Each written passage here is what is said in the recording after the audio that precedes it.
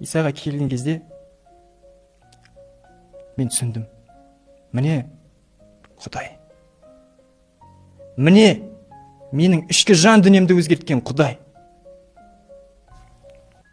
Өзім қалып, үйде отырып ойландым. Құдай, сен барсың ба? Сен кімсің? Егер де сен шынымен де Алла болсаң, ашылшы, көрсетші маған.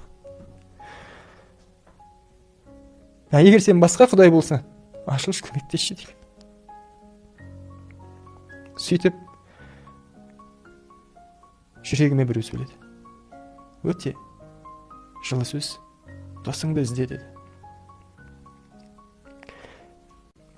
Сол досым негізінде сол ислам дінінде Құран деген бар ғой, кітап, перевод Кулеев деген, соны жақсы зерттейтін бала еді. Аллам сояққа жіберіп жатыр ғой деп, сондай оймен барсам, ол досымның қолында сол Құранды көрген жоқпын. Досым айтам, досым, Құран қайда? Мен оны тастадым дейді. Мен сонда таңғалғанмын, қалай сен тастадың? Сен тастамайтын едің ғой оны. Енді сол сұрақ қойдым, көп сөйлестім, бүкіл сұрағыма жауап алдым. Маған қатты ұнағаны, мен қолыма бір кітап берді.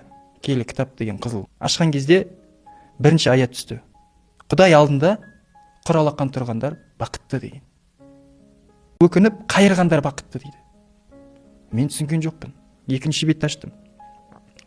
Жол шындық, шынайы өмір менмін дейді. Мен арқылы болмаса, ешкімде Құдай әкеге бара алмайды дейді.